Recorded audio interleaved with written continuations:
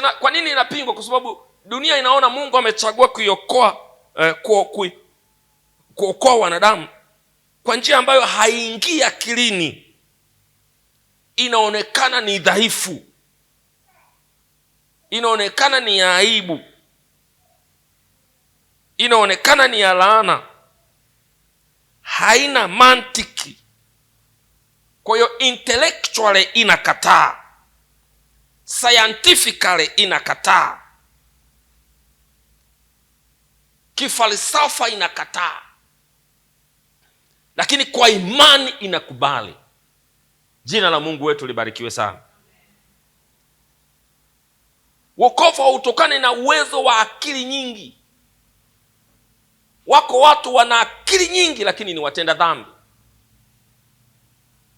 Imeandikwa sigara pale chini, unaitumia kwa hasara ya afya yako. Shirika la Afya Duniani liliwalazimisha watengeneza sigara waandike hayo maneno. You are using a cigarette at the detriment of your own health. Yet mtu bado anaichukua, anaivuta. Watu wanafanya biashara ya madawa ya kulevya, wana akili. Watu wanaokunywa pombe ni watu wenye akili. Watu wanaozini ni watu wenye akili. Watu wanaosema uongo ni watu wenye akili. Watu wanaotukana ni watu wenye akili ya dunia hii. Kama ingelikuwa akili ya dunia hii inatosha kufanya mtu amjue Mungu, basi kwa akili ya dunia hii mtu angeliweza kukutana na Mungu. Kwa hiyo inaonekana imani ya msalaba ni kitu ambacho hakihitaji akili ya dunia hii, na kwa sababu kinapingwa. Andiko linasema ni upuuzi, lakini Mungu alichagua kuiokoa dunia kwa huo upuuzi. Kwetu sisi tunaokolewa is the power of God. Jina la Mungu wetu libarikiwe sana. Ni nguvu ya Mungu. Ukiokoka unaacha dhambi. Ukiokoka unaacha uongo. Ukiokoka unaacha wizi. Ukiokoka unaacha ugomvi. Ukiokoka unaacha ujambazi. Wako watu wametafutwa mpaka na serikali, haikuweza kuwapata kwa sababu ni majambazi sugu, lakini injili ya Bwana Yesu iliwakamata. Injili ya Bwana Yesu ilibadilisha maisha yao. Wako watu wanafanya mambo mabaya kwa kutumia nguvu za kishirikina. Huwezi kuwapata kwa tungo za sheria za Bunge la Jamhuri ya Muungano wa Tanzania, wala kwa mamlaka ya mahakama ya rufaa ya Tanzania. Lakini kwa injili ya Bwana Yesu Kristo inaweza kumfanya mshirikina, mla nyama za watu, akawa mhubiri wa injili. Jina la Mungu wetu libarikiwe sana. Kwa hiyo unaona inapingwa kwa sababu haitiriki akilini. Kwa nini watu wengi hawajaokoka? Hawajaokoka kwa sababu wanatumia akili,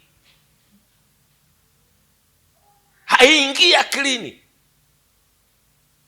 Amebaki kwenye dini, yuko tayari kusali, yuko tayari kufunga, yuko tayari kwenda hija, yuko tayari kukariri aya, yuko tayari kuwa kiongozi wa dini, yuko tayari kuwa mhubiri, lakini hayuko tayari kuokoka kwa sababu anatumia akili. Jina la Mungu wetu libarikiwe sana. Kwa nini kifo cha Yesu kinapingwa? Kinapingwa kwa sababu ni vita ya kiroho. It is a spiritual warfare. Hii ni sababu ya 5 kwa nini kifo cha Yesu kinapingwa. Katika Wakorinto wa pili sura ya 2 mstari wa 4, ni vita ya kiroho. Biblia inasema ndani yao yuko mungu wa dunia hii. Wale watu wa duniani, yuko mungu wa dunia hii, na yule mungu wa dunia hii amepofusha fikra za wasioamini ili isiwazukie nuru ya injili ya utukufu wake, Kristo aliye sura ya Mungu. Kwa nini watu wengi wako dhambini? Kwa nini watu wengi hawajamwamini Yesu leo kama Bwana na Mwokozi wa maisha yao? Ni kwa sababu ni vita, ni kwa sababu ni kazi ya shetani. Shetani ametia giza fikra za watu. Waswahili wanasema majuto ni mjukuu. Kwa lugha nyingine, majuto yako mbeleni.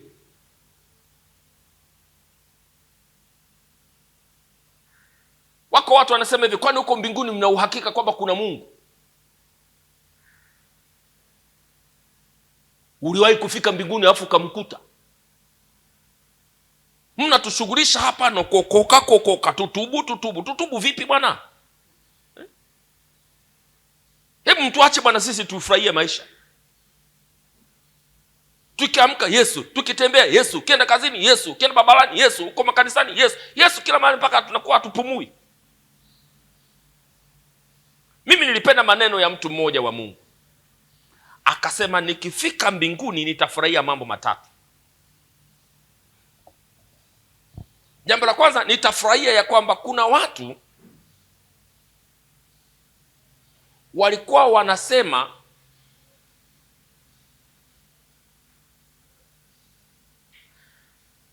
mbinguni naenda,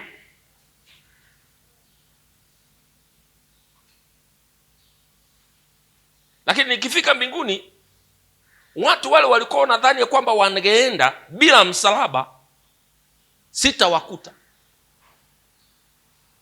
Kuna watu wanafikiri wataenda tu mbinguni.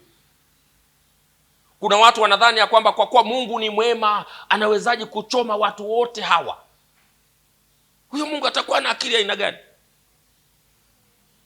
Mungu ni Mungu wa kanuni. Yeye ana respect neno lake, anaheshimu kanuni yake. Nimeweka mbele yako uzima na mauti, chagua uzima, alafu wewe unachagua mauti, alafu unasema mimi mbinguni nitaenda. Labda kama ni mbingu ya maeneo ya Kongwa hapo Kimanzi Chana au Sumbawanga. Lakini mbingu ya Mungu wetu ni mbingu ya kanuni. Utaingia kama umechagua msalaba, utaingia kama umechagua mzimu. Lakini anasema moja ya jambo litakalo nishangaza zaidi ni wale ambao nilikuwa siwatazamii wataingia, na wala sikujua kama wataingia, lakini nikifika mbinguni nitawakuta.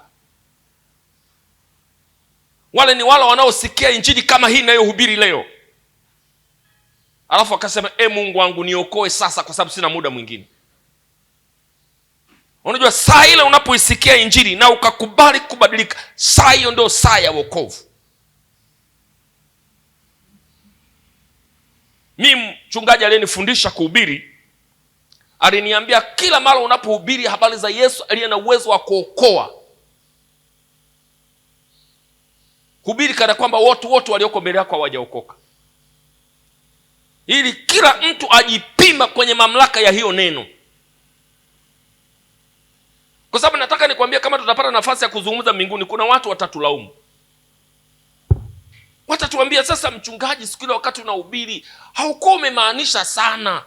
Unajua mimi nilibakia hivi niamini, lakini sasa wewe hukumaanisha sana. Yaani ungeongeza kidogo tu mimi ningeokoka. Haitakusaidia wakati huo. Ndio maana saa ya kuokoka ni sasa, na saa ya kubadilika ni sasa, na saa ya kutengeneza maisha ya imani ni sasa. Jamani, Bwana Yesu asifiwe. Kwa hiyo mtu akifanya maamuzi sasa ya kugeuka na kuacha njia zake mbaya na kumwamini Yesu kama Bwana na Mwokozi wake, anaokoka sasa, sio baadaye. Lakini ule mtu wa Mungu akasema, jambo la tatu litakalo nishangaza ni mimi mwenyewe kuingia. Wapendwa, kosa vitu vingine vyote, lakini usikose uzima wa milele. Pata hasara ya vitu vyote duniani, lakini usipate hasara ya uzima wa milele. Neno la Mungu linasema itamsaidia nini mtu akiupata ulimwengu wote alafu akaipoteza nafsi yake milele? Shetani anatutazamisha vitu visivyo haki duniani, na mapato yasiyo haki, na maisha yasiyo haki, na maisha ya njia zisizo sawa, ili atukoseshe uzima wa milele. Mtu wewe uliokoka, tunza maisha yako ya imani, kwa sababu ni tiketi yako ya uzima wa milele. Naomba kusikia amina.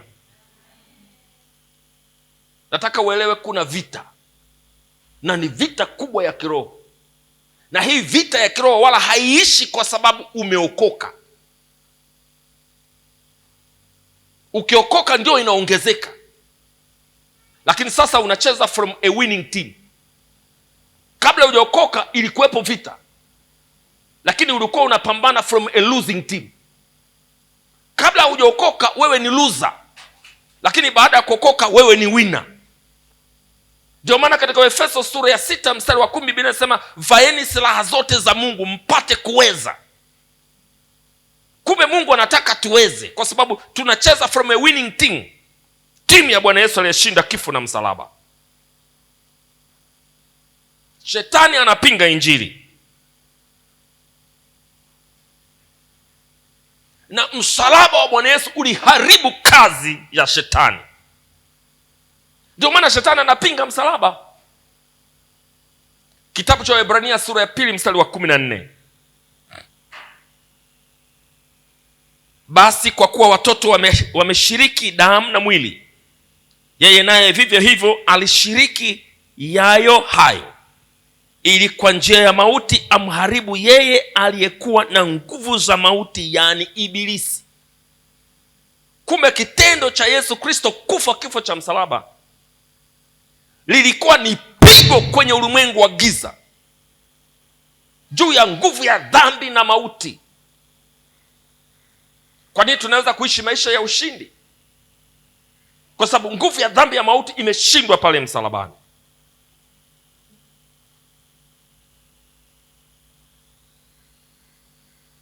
Shetani anafanya kila aina ya upotoshaji wa mafundisho. Shetani ameanzisha kila aina ya dini nje ya msalaba. Ukristo wowote unaoweka msalaba nje ya kiini cha imani yake ni imani ya uongo. Kupunguza nguvu ya msalaba ni ushetani kuliko ushetani hata anayeagua. Sasa hivi vimeanzishwa vikundi vya maombezi na maombi duniani karibu kila mahali. Utasikia wanakuambia hili sio kanisa, hiki ni kituo cha maombezi. Ukishasikia hivyo ujue shetani yuko madhabahuni. Hawataki kuzungumza msalaba, wanataka maombezi kama kiini cha huduma, ili mamia na mamia ya watu yakusanyike hapo kwa ajili ya maisha yao ya tumbo tu. Inasaidia nini kama watu hao hawaokoki? Inasaidia nini watu hao walioponywa macho lakini bado ni walevi? Inasaidia nini watu hao walioponywa kansa lakini bado ni wazinzi? Inasaidia nini watu hao walioponywa ukimwi lakini bado ni majambazi? Inasaidia nini watu hao walioponywa vidonda vilivyokuwa havijaponda kwa miaka mingi lakini watu hao bado wanaishi maisha ya dhambi? Inanisaidia nini mimi kupata muujiza wa mwilini lakini sijapata muujiza wa rohoni? Muujiza wa rohoni ndio muujiza mkubwa kuliko muujiza mwingine wowote. Nilimsikia mhubiri mpumbavu mmoja anasema hivi, wokovu ni kamuujiza kadogo sana, siwezi kupoteza muda wangu kuhubiri wokovu. Wewe ni shetani kuliko hata yeye aliyoko kuzimu. Maana hata shetani anajua wokovu upo, ingawa hawezi kuhubiri na hautaki. Unahubirije kazi ya msalaba kwamba ni kitu kidogo sana? Mimi niko hapa nina upako, kazi yangu ni kuombea watu wafunguliwe macho, watu wafunguliwe miguu, watu wafunguliwe mikono, watu wafunguliwe matumbo, watu wafunguliwe maumivu, watu waondoleka. Hivyo vitu ni sahihi kama msalaba ndio kiini cha ujumbe. Ukiuondoa msalaba, hiyo inayobakia nje ni kazi ya shetani. Kwa sababu hata kwa waganga wanaagua na watu wanapona. Watu wamekwenda kwa waganga na wakapata watoto. Kwani hivi vitoto vilivyoko shuleni vya kichawi si vitoto vya kiganga hivi? Na wako watu wengi tu wanaishi hapa ni watoto wa kiganga. Walipatikana kwa maaguzi, yamejaa maagano humo, ni mateso makubwa. Unafikiri inaingia akilini mtu anasoma mpaka chuo kikuu alafu ghafla anasema hivi, mimi nimeamua kuchagua kuwa mganga wa kienyeji? Hivi ni vitoto tangu vimezaliwa vilipatikana kwa uganga, vina maagano tangu vinazaliwa. Kwa hiyo anaenda, anajua mkondo wake mwishowe atarudi kule kule alikotokea, kwenye uganga na ushirikina.